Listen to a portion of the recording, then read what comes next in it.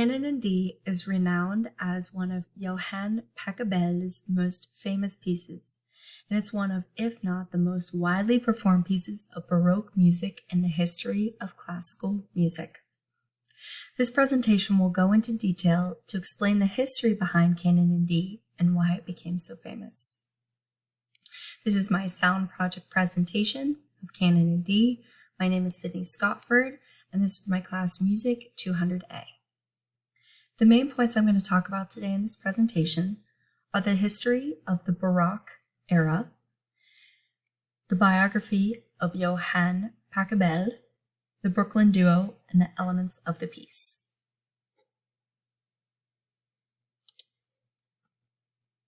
So a little bit of history behind the piece. It was written in 1980, published in the 20th century, and it is a Baroque style piece. I found all this information from Encyclopedia Britannica.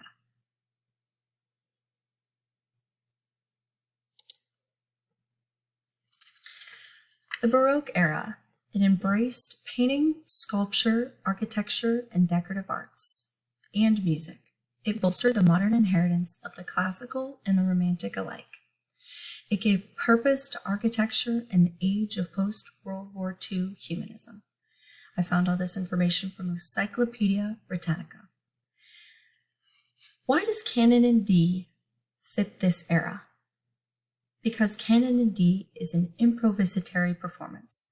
The Baroque period was well known for its improvisatory performance practices that developed from three sources: the development of the basso continuo style,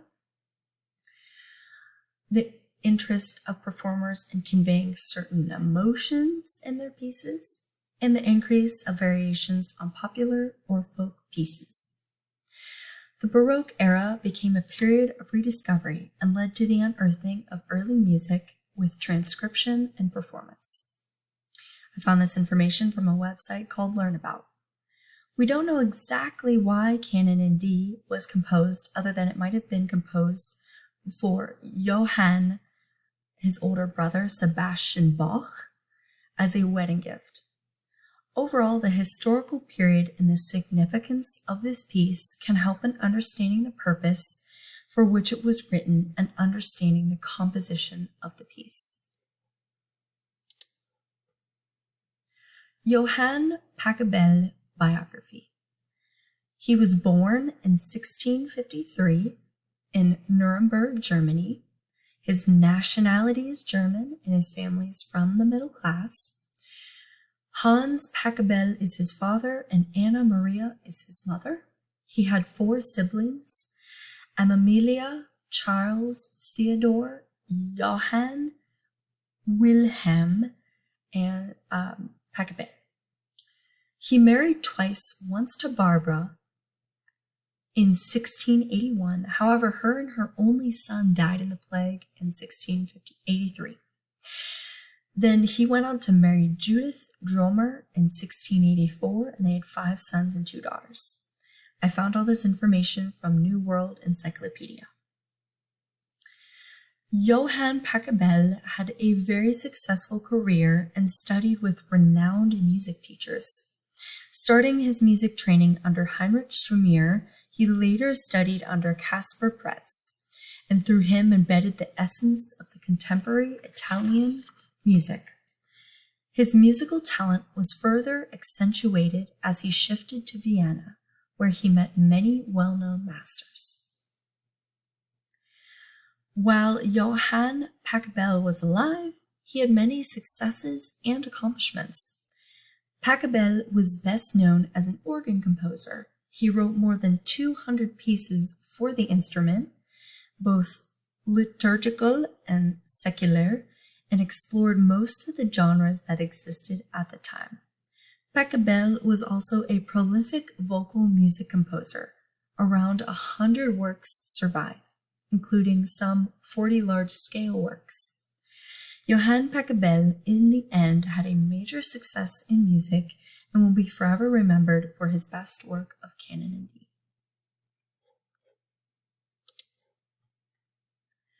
The Brooklyn Duo.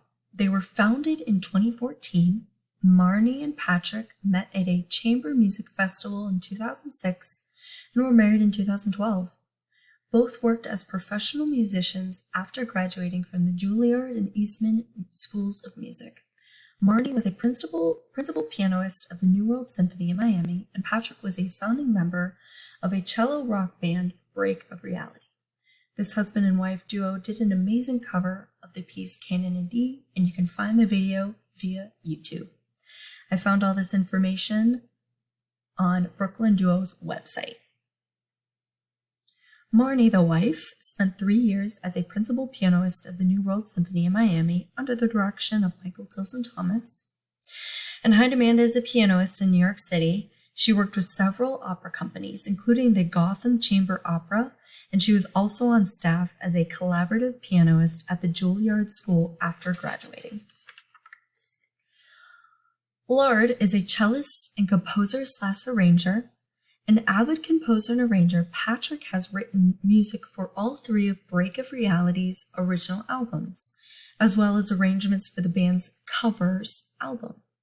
His songs are streamed over 20 million times a year on the internet radio, and his music has been featured in national television programs, including Dateline NBC and PBS. He also went on to win an Emmy.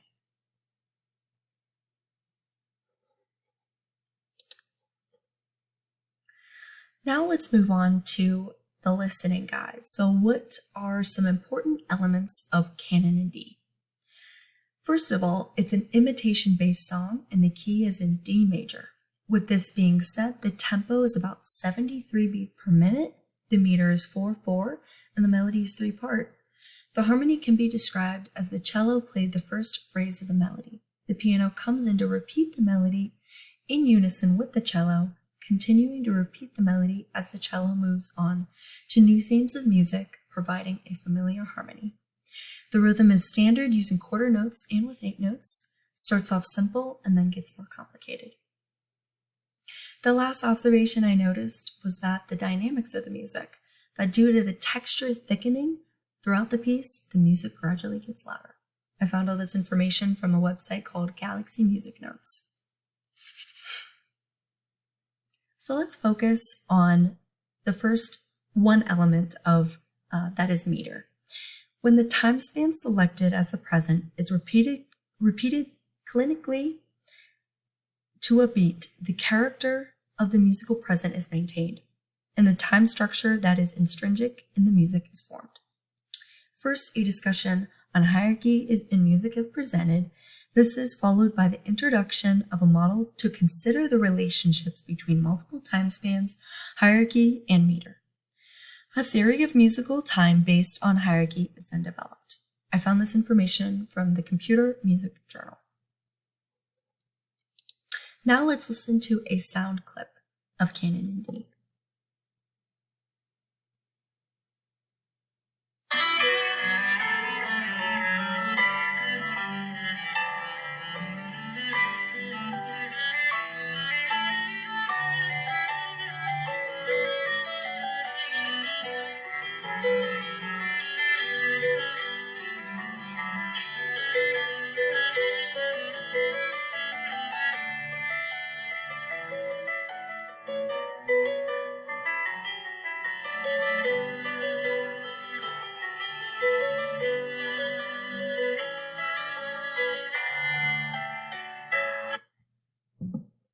So this sound clip really spoke to me because you can really hear the way the elements of Canon in D work together in this song, in the piece.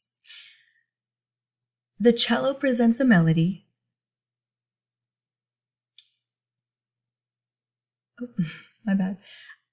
So when I first listened to this part, I really realized how the piano always complemented the cello with the melody, and then how the melody gets turned into the harmony as the cello moves on to new themes, causing a canon effect. Also noticing that the 3 violins are all playing imitation-based parts. The first violin part is the trendsetter, then the second violin plays part the exact same thing, but a couple bars delayed, then the third violin copies the first violin, but at a delay of 4 bars. The dynamics of the music convey the mood and the elements of the piece that really bring it together to become a piece. These observations that I've noticed from this song help you as a listener, as you hear this piece, understand the piece, and you can understand the mood it conveys. Canon in D was successful at achieving its purpose because the piece is highly expressive and the dynamics are easy for the listener to interpret. Johann Pachelbel brings his music to life through many elements that you hear in the piece. All these elements combine to create purpose for the piece and enjoyment for the listener. And here's my works cited. Thank you.